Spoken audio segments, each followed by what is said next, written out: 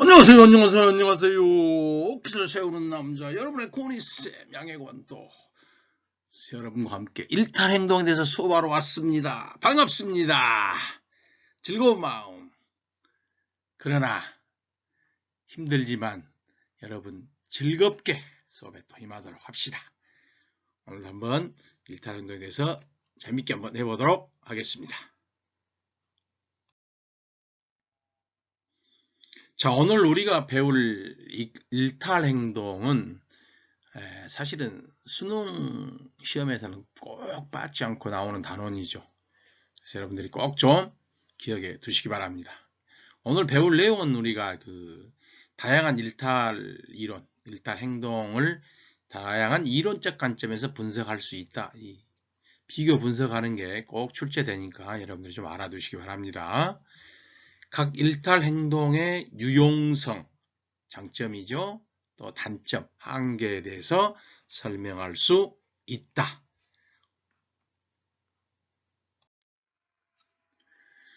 먼저 일탈 행동이라고 하는 것은 일탈이라고 하는 것의 의미죠. 기본적으로 일탈은 정상적인 상태로부터 벗어나는 것, 이런 것을 보통 우리가 일탈이라고 그렇게 이야기합니다. 그러니까 정상적인 사회 규범에 어긋나는 행위들을 보통 우리가 벗어난 행위를 일탈이라고, 다시 말하면 우리가 말하는 꼭 죄를 짓는 것뿐만 아니라 친구와 약속을 어기거나 거짓말하는 것, 이런 것도 전부 다 우리가 일탈이라고 합니다. 정상적인 상태에서 벗어나는 것을 우리가 일반적으로 일탈이라고 하고, 이런 것들은 대부분 우리가 사회적으로 비난이나 처벌 등 사회적 제재의 대상이 되기도 합니다.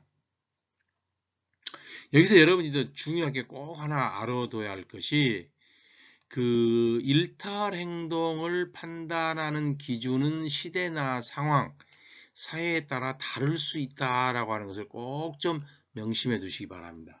항상 일탈 행동은 정상적인 상태에서 벗어나는 것이기 때문에 나쁜 것이다 라고 이렇게 얘기를 하는 것은 아니다. 일탈 행동이라는 것 자체가 기준이 시대에 따라서 달라질 수 있다는 것이죠. 같은 행동이라도 시대나 장소에 따라 달라지는 것이죠. 예를 들면 우리나라에 쌤이 학교 다닐 때 1980년대 부모님들 학교 다니실 때 장발 또는 우리나라 60년대 70년대 미니스커트, 이런 것은 그 당시만 해도 일탈이라고 했죠.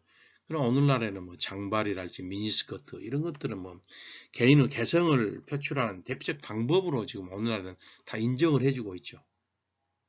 또 여러분들 우리나라의 흡연 같은 경우도 옛날에는 버스 안에서나 집에서 방에서도 아버지 부모님들이 담배를 피우시고 그랬죠. 그럼 요즘은 거의 이렇게 하면 그냥 일탈 행동이라고 바로 그냥 아빠 어디에서 담배 피세요? 이렇게 돼버렸죠. 그러니까 일탈이라고 하는 것 자체가 판단 기준이 시대나 상황에 따라서 달라질 수 있다는 것을 여러분들이 좀 기억해 두시기 바랍니다. 이런 일탈 행동의 영향을 보면은 이게 부정적인 것도 있지만 긍정적인 것도 있죠. 부정적 영향을 보면 개인적 차원과 사회적 차원으로 나누어서 볼 수가 있는데, 개인적 차원에서는 다른 사회 구성원들로부터 부정적인 평가를 받지요, 일탈이. 이런 걸 계속 하면은 잘못하면 개인적으로 사회 부적응에 빠질 우려가 있어요. 사회 현재 상태에 내가 적응하지 못하고 부적응 그런 상태로 빠질 가능성이 있는 것이고, 사회적 차원에서 보면은 우리 사회의 가치와 규범이 무너져 버리죠. 가치와 규범이 무너지면 무질서 상태가 돼버리니까, 무질서 상태가 되면 결국은 우리 사회의 통합과 사회의 안정, 질서유지 이런 것에 저해되겠죠. 또한 일탈 행동을 이런 것들은 우리가 예방하고 잘못된 것은 대책을 세워야 되니까 여기에 지금 사실은 사회적 자원이 많이 낭비될 수밖에 없죠.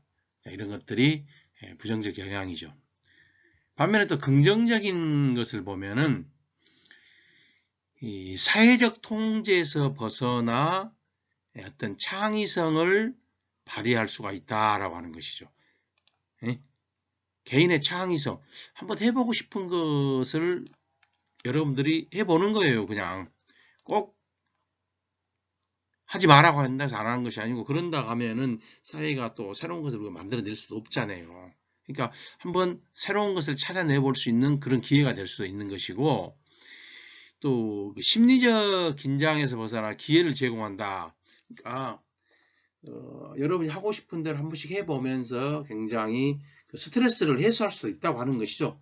또 일종의 그런 것들은 긍정적인 요인이 될 수도 있다라는 얘기입니다. 사회적 차원에서 보면은 이건 여러분들이 좀 알아두시기 바랍니다. 사회적인 문제를 밖으로 나타내 표출하여 사회 변화를 이끌어내는 요인이 되기도 한다라고 하는 것이죠. 그러니까 이것은 일탈 행동이 꼭 그것이 사회 전체 구성원들이 그것 한 번씩 다시 생각하는 계기가 되면서 우리 사회를 바꾸어 나가고 발전할 수 있는 계기가 되기도 한다는 것이죠. 그러니까 예를 들면 우리 그 몸에 그 타투 같은 거 있잖아요. 문신 나는 것. 그런 것을 굉장히 그 나쁘게만 생각을 했는데 어느 순간에 그게 이제 개인의 개성, 자유를 살린다라는 이런 의미로 우리 사회가 또 한편으로는 더 발전할 수 있는 계기가 되기도 한다는 것이죠. 자, 조금 전에 선생님이 이야기했던 그 일탈행동의 그 상대성이라는 것이죠. 일탈행동은 시대나 상황 또는 사회에 따라서 달라질 수 있다고 그랬죠. 우리 사회 그 장발단속. 우리나라 특히 이제 60년대, 70년대 이때 장발, 미니스커트 이런 것들은 사회의 질서를 문란시킨다고 해서 경찰들이 단속을 했었어요. 그럼 오늘날에는 뭐 이런 우리 머리 모양, 뭐 옷차림 이런 것은 개성의 표현이라고 생각하지요. 그래서 이제 이렇게 우리 사회가 일탈 행동으로 규정했으나 지금은 이제 이런 것들이 시대에 따라서 이렇게 달라질 수 있다는 것을 보여주는 것이죠. 즉 일탈 행동의 상대성에 대한 이야기였습니다. 시대나 상황에 따라서 또는 사회에 따라서 일탈의 기준이 달라질 수 있다는 그런 의미죠. 자, 첫 번째 이론이 이제 드루켐의 아노미 이론입니다. 프랑스의 사회학자인 드루켐이 주장한 이론인데, 일탈의 원인은 급격한 사회 변동으로 사회가 빠르게 변하죠. 그럼 사회 규범이 약화되거나 부재할 때 사람들이 일탈을 한다는 것이죠. 즉 기존의 규범과 새로운 규범이 혼재하면서 나타나는 아노미 상태에서 발생한다 그랬습니다. 여기서 여러분들이 좀 알아두십시오. 아노미 상태에서 발생한다라고 했습니다. 아노미 상태. 즉 이 아노미 상태라고 하는 것은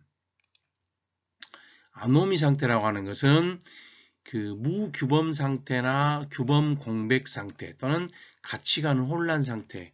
사회가 이렇게 빠르게 변하니까 기존의 가치관하고 새로운 가치관이 섞여져 있기 때문에 어떤 것을 따라야 할지 우리가 잘 모르는 그런 상태에 와버린다 그 말입니다. 그러면 사회가 무질서하게 된다라는 것이죠. 이게 그 드루켐이 말하는 일탈의 아노미 이론의 원인입니다. 그러니까 사례를 보면 노인을 공경해야 한다는 의식이 약화되죠. 오늘날 우리 사회가 점차적으로 이제 개인 중심의 사회로 되면서 특히 우리 한국 사회가 가족 중심적 사고방식에서 이제 개인 중심적 사고로 이렇게 바뀌어지기 시작하는 거죠. 가치관도. 그러니까 기존의 여러분 부모님 세대의 대가족 제도에서 이제 여러분들은 개인 중심의 이렇게 가족 제도로 바뀌면서 노인 공경하는 것도 점차 그 의식이 약해지죠. 그러면서 젊은이들이 이제 노인을 함부로 대하는 경우, 이런 경우가 나타나더라. 이게 드루켐의 아노미 이론이라고 하는 것입니다. 기본적으로 여러분들이 이런 이론에 대한 해결 방법이랄지 이런 건 꼭 좀 알아야 됩니다. 해결 방법, 그다음에 유용성, 한계에 대해서는 꼭 좀 알아두십시오. 해결 방법은 사회적 합의에 바탕을 둔 지배적 규범이 확립돼야 된다. 그러니까 우리가 어떤 것이 옳은 상태인지 어떤 사회 규범을 우리가 지키고 따라야 하는 건지 지금 모르잖아요. 자꾸 변해가니까. 그러니까 빠르게 우리 이 전체적 합의에 의한 지배적 규범을 만들어야 되고 그렇게 해가지고 사회 통제의 기능을 강화시켜야 된다라고 하는 것이죠. 자, 이런 드루켐의 아노미 이론은 사실은 일탈의 발생 원인을 사회 구조적 측면에서 찾고 있죠. 거시적 측면입니다. 거시적 측면에서 볼 수 있다고 하는 것은 장점이죠. 구조적 측면이다. 좀 알아두세요. 거시적 관점이다 라고 하는 것이죠. 거시적 관점에서 사회 일탈 이론을 보고 있다라는 얘기입니다. 거시적 관점, 거시적 측면에서 사회 일탈을 살피는 것이다. 그러나 이런 아노미 이론의 한계는 드루켐의 이론의 한계는 기본적으로 거시적 관점에서만 보기 때문에 일탈 행동이 발생하게 된 구체적 개인적인 맥락이나 상황 이런 과정을 간과하는 즉 미시적 관점을 간과하는 그런 문제점도 한계점도 있다고 하는 것이죠. 그러니까 너무 개인에 따라서 달라지는데 사회 구조 측면으로만 바라본다. 라고 하는 것이 드루켐의 아노미 이론의 한계점이 되겠습니다. 자, 이제 두 번째 머튼의 아노미 이론에 대해서 좀 살펴보도록 하겠습니다. 머튼의 아노미 이론도 기본적으로 드루켐의 아노미 이론처럼 크게 보면 거시적 관점이죠. 거시적 관점에서 이것도 지금 설명하고 있습니다. 머튼의 아노미 이론도 여러분들이 거시적 관점이다 라고 하는 것을 우선 알아두시기 바랍니다. 거시적 관점이라는 것은 사회 구조하고 관련이 있다라는 그런 얘기가 되겠죠. 이 머튼은 일탈의 원인을 어떤 기본적으로 각 구성원들이 자기의 목표를 세워놓습니다. 문화적인 목표. 각각 개인의 목표가 되겠죠. 문화적 목표라고 하는 것은 각각 개인의 문화적 목표를 세워놓고 그걸 달성하기 위해서 어떤 수단을 가지고 일을 하는데 이 제도적 수단이라고 하는 것입니다. 합법적인 절차, 수단 이것이 있는데 이것이 없을 때 개인은 아노미 상태에 빠진다 그랬어요. 그러니까 목표하고 수단 간의 거기에서 오는 차이, 괴리라고 그럽니다.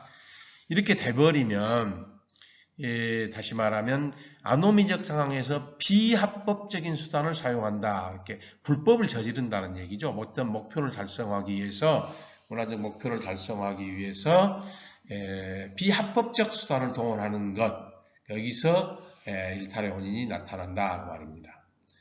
대표적인 사례가 이제 보면 선거에 당선되기 위해서 금품과 향응을 제공하는 경우 선거에는 당선되어야겠는데 정상적인 선거운동을 통해서는 잘 안되니까 불리하니까 금품을 준다거나 또는 향응 어떤 음식 같은 걸 제공해가지고 물품을 제공해가지고 표를 얻는 행위 또는 어떤 시험에서 좋은 성적을 내기 위해서 부정행위를 하는 경우 이런 경우는 전부 머튼의 아노미 이론에 해당됩니다. 자, 역시 해결 방법 우리가 얘기하는데 이 해결 방법이나 해결 방안, 유용성, 한계점 이런 부분들은 꼭 좀 우리가 좀 기억해 뒀으면 좋겠어요. 해결 방법은 기본적으로 지금 문화적 목표와 수단 간의 차이가 너무 크지요. 목표를 달성하기 위한 수단이 정상적이지 못하니까 이런 것을 이 차이를 줄이기 위한 적절한 기회를 좀 제공해 줘야겠다. 또 그걸 찾는 것이 찾아서 하는 것이 해결 방법이고 사실은 이 머튼의 아노미 이론은 기회 구조가 차단된 집단의 범죄 개인의 범죄가 아니고 집단의 범죄를 설명할 때 사회 구조가 구조죠. 구조가 차단된 사회 구조적으로 특정 집단은 도저히 어떤 그런 일을 할 수가 없을 때 집단적으로 범죄를 일어날 수밖에 없다라는 걸 설명할 때 그러니까 다시 말하면 이것은 거시적 관점이 되는 것이죠. 이럴 때는 머튼의 아노미 이론이 적절하다는 얘기입니다. 그런데 이런 머튼의 아노미 이론도 한계가 있죠. 첫 번째, 중상류층의 범죄를 설명하는 데 한계가 있다. 이게 무슨 말이냐 그러면 중상류층 정도 되면 이제 어느 정도 우리 사회에서 뭐라 할까요? 성공했다가 목표를 일정 부분 달성한 사람들입니다. 그런데 이 사람들이 또 다른 목표를 달성하기 위해서 예를 들어서 범죄를 저지른 경우, 그러니까 경제적으로 성공한 사람이 더 많은 돈을 벌기 위해서 부동산 투기를 한다거나 이런 경우는 설명하는데 왜 한번 목표를 달성했는데 또 범죄를 저지를까 하는 데는 한계가 있다는 것이죠. 두 번째는 문화적 목표에 상관없이 발생하는 일시적인 범죄를 설명하기 어렵다. 목표와 상관없이 내가 그냥 우선 순간적으로 어떤 범죄를 저지르는 경우, 이런 경우는 그 목표하고 상관없는데도 순간적으로 일탈행, 범죄를 저지르는 경우는 설명하기에 적절하지 않다라는 이런 한계점이 있다고 하는 것입니다.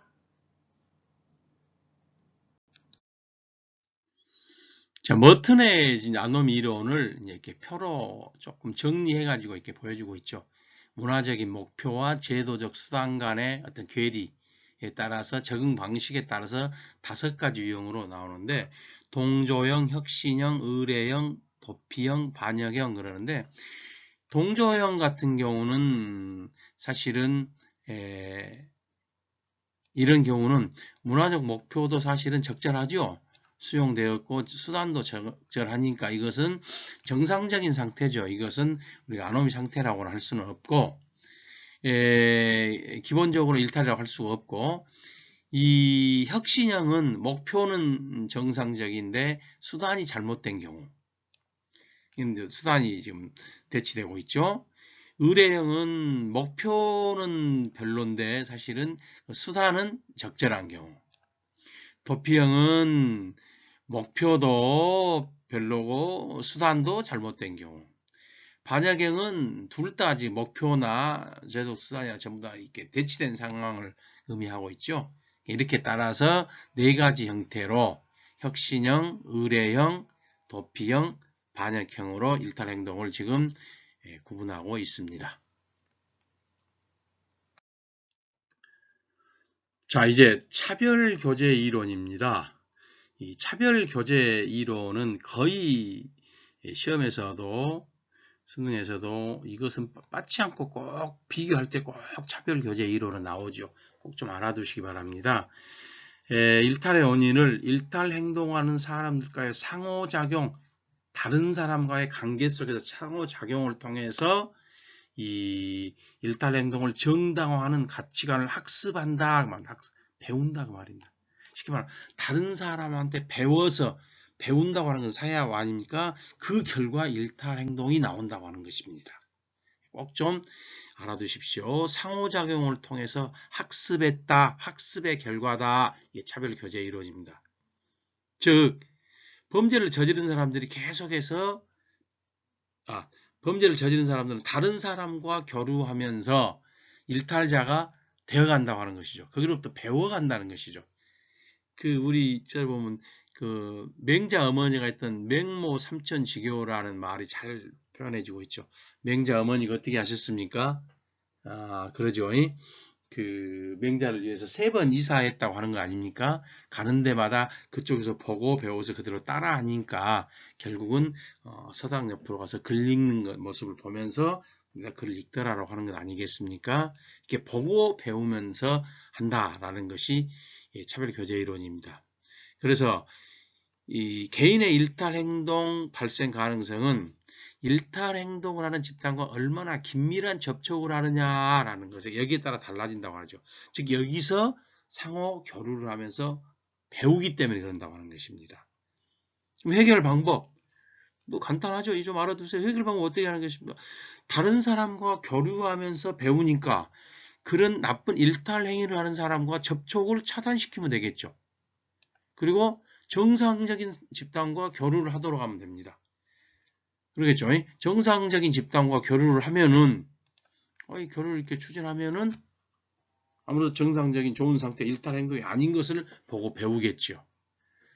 자, 이 이론의 좋은 점은 일탈 행동이 발생하는 과정, 왜 일탈을 하게 되었지 찾아보면은 다른 사람과 그 일탈 행위자 또는 우범자들과 교류를 하면서 그들로부터 배웠다. 배워서 일탈 행동을 한다. 라고 하는 이 과정을 설명하는 데는 적절합니다. 한계점을 보면은 그러면 일탈 행위자와 장기간 접촉해도 일탈자가 되지 않는 경우 당연히 접촉을 오랫동안 하면 당연히 일탈자가 돼. 일탈 행위를 해야죠. 근데 그렇다고 해서 모두가 다 일탈하는 것은 아니죠. 또 반대로 일탈자와 접촉했음에도 일탈을 하지 않는 경우도 있어요. 이런 경우는 어떻게 설명할 것이냐 그 말이죠. 일탈 행위자와 접촉 없이 접촉하지 않았는데도 일탈 행동을 하는 경우는 차별 교제 이론은 교류해 가지고 거기서 그 학습해서 일탈 행동을 한다고 했는데 그런 문제죠. 장기간 접촉해도 일탈하지 않는 경우나 또는 접촉하지 않고 일탈 행동하는 경우는 어떻게 설명할 것이냐. 또 하나는 우연적이고 충동적인 경우 범죄를 이런 경우는 설명하기 어렵다. 한계에 부딪힌다라고 하는 그런 이론이 차별 교제 이론이 되겠습니다. 자, 마지막으로 이제 낙인 이론입니다. 이 낙인이라고 하는 것은 우리 여러분 그 낙인을 찍다 이런 의미 많이 들어봤죠. 낙인, 그 도장을 찍는 것을 낙인이라고 그러죠. 그 낙인 이론이라고 하는 것은 어떤 사회적으로 특정한 행동을 일탈로 규정하고 그러한 행동을 한 사람들을 일탈자로 낙인 찍었기 때문에 일탈 행동이 발생한다라고 보는 것입니다. 그러니까 특정한 행동을 사회에서 그것을 일탈로 보는 거예요. 이것은 중요한 것은 좀 뒤에도 나옵니다만 특정한 행동을 일탈로 규정했는데 보는 사람 따라 달라지는 것이죠. 그걸 일탈로 볼 수도 있고 안 볼 수도 있다고 하는 것입니다. 하여튼 그런데 그를 일탈자로 규정을 해버리기 때문에 낙인을 찍어버리기 때문에 일탈이 된다라고 보는 것입니다. 전과자가 출소 후에 사회적 편견 때문에 다시 범죄를 저지른다. 워낙 저 사람은 전과자, 범죄, 죄를 지은 사람 이렇게 사회적으로 배우니까 다시 어쩔 수 없이 범죄를 저지를 수밖에 없다. 이게 낙인 이론이라는 것이죠. 자, 가장 중요한 것 일탈 행동을 규정하는 객관적 기준이 없다. 일탈 이론을 설명할 때 가장 시험 선지로 많이 나왔던 게 이 객관적 기준이 없다고 하는 것입니다. 유일하게 낙인 이론에서만 이게 나옵니다. 다른 이론들은 전부 다 객관적 기준이 있는데 낙인 이론만큼은 상대적으로 특정하게 어떤 행동을 일탈로 규정하기 때문에 이 낙인 이론에는 객관적 기준이 없는 것입니다. 즉 일탈은 특정 행위 자체가 가지는 본질적인 특성이 아니라 사회가 특정 행위를 일탈로 규정지었기 때문에 발생한다고 하는 이론입니다. 즉 1차적 일탈을 한 사람에 대해 낙인을 찍으면 부정적 자아가 형성되고 이로 인해 2차적 일탈을 저지르게 된다. 자, 1차적 일탈, 부정적 자아, 2차적 일탈 이 말입니다. 1차적 일탈이라고 하는 것은 그냥 우연찮게 한번 일탈을 할 수가 있어요. 다른 사람들 눈에 띄지도 않고 그게 그렇게 큰 잘못도 아닌 경우가 있어요. 그런데 이런 경우에 잘못했다고 범죄자라고 일탈행동했다고 자꾸 낙인을 찍어버리면 자기 마음속에서 스스로 부정적 자아가 형성돼. 나는 죄를 저지른 사람, 나는 일탈을 한 사람 이렇게 돼가지고 나중에는 이제 2차적 일탈자가 자기 정체성을 잃어버리면서 반복적으로 계속해서 또 일탈자가 되어간다는 것이죠. 다시 말하면 한번 낙인 찍힌 사람이 이제는 낙인으로 인해서 일탈자라는 정체성이 만들어져 가지고 나는 범죄자다라는 것이 만들어져 가지고 또다시 2차적 일탈을 저지르게 된다라고 하는 것이 낙인 이론의 특징이죠. 그래서 가장 중요한 것 중에 하나가 해결 방법이 사회적 낙인에 대한 신중한 접근이 필요하다라고 하는 겁니다. 예를 들어서 선생님도 사실은 여러분하고 수업할 때 가능하면은 여러분을 꾸중하거나 선생님 학급 담임하면서 나쁜 아이라고 한다거나 이걸 가능하면 좀 안 하려고 봅니다. 자꾸 이런 얘기도 여러분도 자꾸 들으면 정말로 여러분 스스로가 그렇게 생각할 수가 있거든요.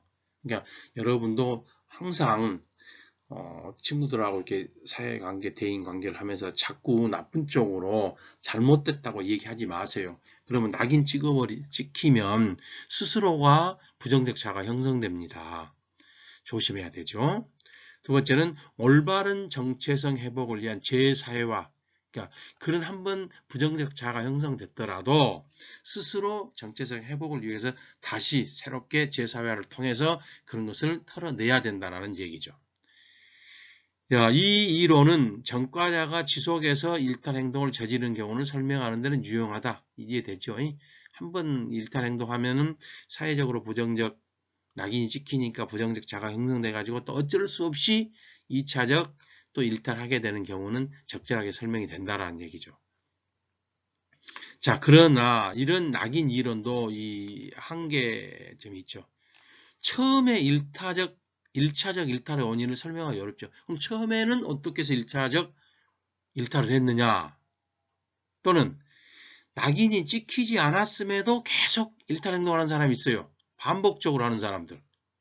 또는 낙인이 찍혔어도 그 뒤로는 다시는 일탈을 하지 않는 경우도 있어요.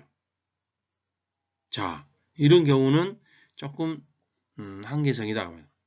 다시 말하면 또 하나의 한계성은 나중에는 잘못하면 일탈 행동 자체를 합리화해버려. 나는 어차피 일탈자로 낙인 찍혔으니까 나는 이렇게 할 수밖에 없어 하고 자기 행동을 정당화, 합리화시켜버릴 수도 있더라 그 말입니다. 이런 게 낙인 이론의 한계점이라고 할 수가 있겠습니다. 자, 문제를 보겠습니다. 다음 자료는 일탈 이론 AD를 분류한 것이다. 이에 대한 설명으로 옳은 것은 단 AD는 낙인 이론, 차별 교제 이론, 머튼의 아노미 이론, 드리켐의 아노미 이론 중 하나이다. 그랬습니다. 자, 먼저 조건을 보면 급속한 사회 변동으로 인한 급속한 사회 변동 그렇게 이야기했네요. 급속한 사회 변동으로 인한 일탈 행위 이것을 설명하기 위한 이론이니까 A가 예 그랬죠. 이런 이론을 우리는 뭐라고 그랬죠? 그렇죠. 이런 이론을 바로 드루켐의 아노미 이론이라고 그러죠. 이런 이론을 드루켐의 아노미 이론 그랬습니다. 드루켐의 아노미 이론. 자, 그래서 A는 드루켐의 아노미 이론이 되겠습니다. 그 다음 개인이 아니오 했으니까 개인이 일탈 행위자가 되어가는 상호 과정에 주목하는 것은 기본적으로 차별 교제 이론과 낙인 이론의 공통점이 되죠. 그러니까 아니오 하는 B는